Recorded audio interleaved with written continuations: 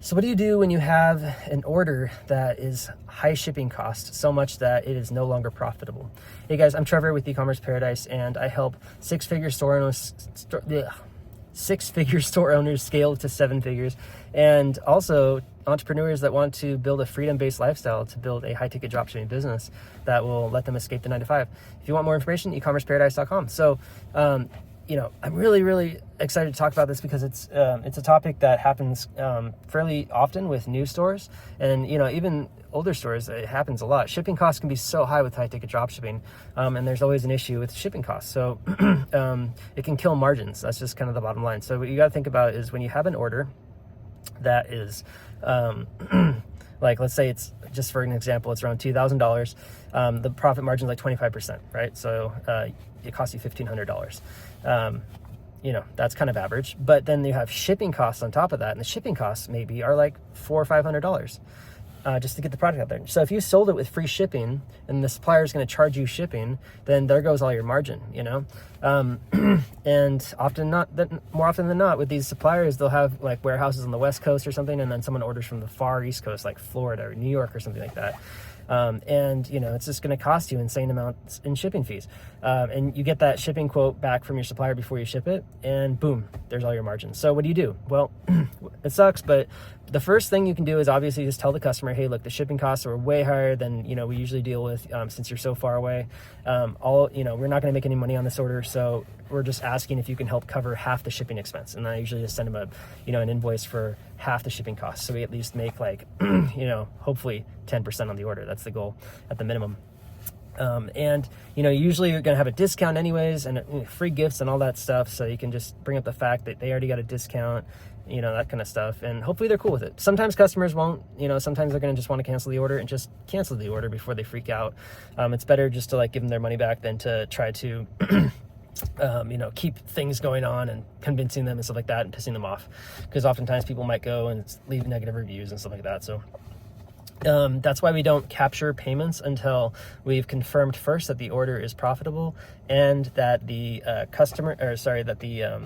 product is in stock and it will ship. So if the payment hasn't been captured, you can just void the authorization and you're not going to lose any money. So that's kind of the key. So just keep that in mind when you're doing orders. Don't capture payments automatically. Okay, capture them after you've confirmed they're in stock and profitable. And the other thing too is some suppliers, like especially the bigger ones, they'll have stock issues randomly, and like they always prioritize their bigger dealers over the smaller ones. So sometimes you'll even have it where it's like in stock and profitable, and then it goes to ship out, and all of a sudden, oh sorry, we screwed up, the inventory was off or something. Like they basically shipped something for a bigger dealer, faster or something like that, or they even sold it direct themselves, and ran out of stock for you and your order. So it just happens all the time. So it is what it is. If it's in stock and profitable and you capture payment, and then all of a sudden there's an inventory issue and the customer isn't willing to wait, then you're just gonna have to cancel it and take the hit on the processing fee, which is usually around 3%. So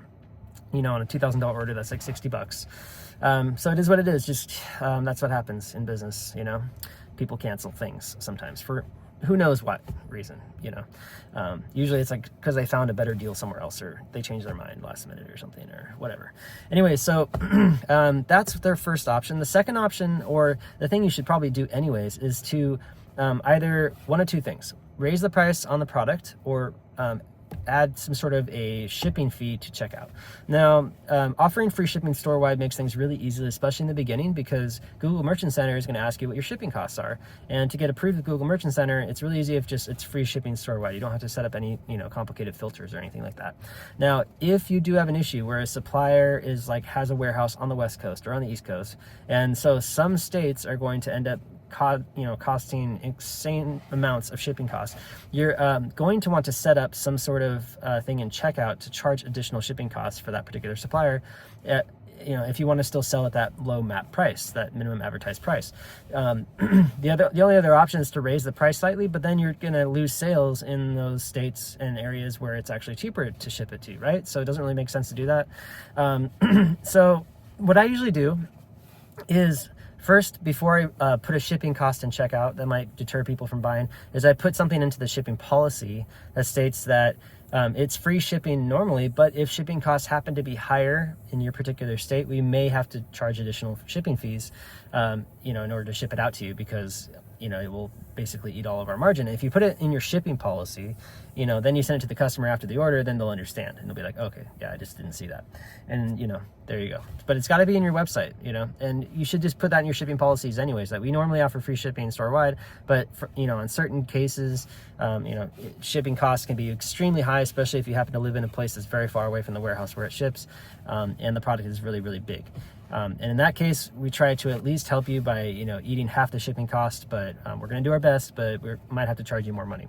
And people will usually understand. And a lot of people pay the extra fee. A lot of people are willing to pay extra and wait to get their product that they wanted, especially if they like you, if you give good customer service. So that's what I would do, just to keep prices low and to keep you competitive and to continue to get those sales, that are, in closer states. Because if you raise your price right away, then you're going to lose sales. It is what it is. You got to keep prices low.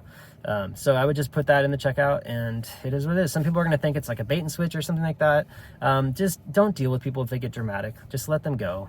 Don't process the order. Just let it go. Now, unfortunately, yes, it does result in wasted ad spend sometimes. That's another reason why you just don't want to spend too much money on ads. What you can do is you can set up separate shopping campaigns for each supplier. And then on those particular suppliers that have states that are really far away, you can lower ad spend in those far away states.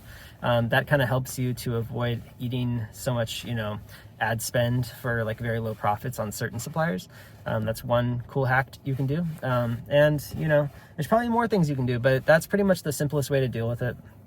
And you're going to encounter that sometimes with high ticket dropshipping. So just learn how to deal with it. That's pretty much it. Just have an SOP. And that's it, guys. I hope this video is helpful. If you got value out of it, definitely hit that like button. And I have a free gift for you. If you're curious on what you should sell online to get started, or you want to start a second store or something like that and expand your business, I have a list of 1,000 profitable high-ticket dropshipping niches just for you. It's free. So go check it out, ecommerceparadise.com/niches, and just put your name and email in there and you'll get it right away. And check out your email inbox after that, because I got even more free goodies for you that are really, really valuable as well. Thanks so much for watching, and I'll see you in the next one.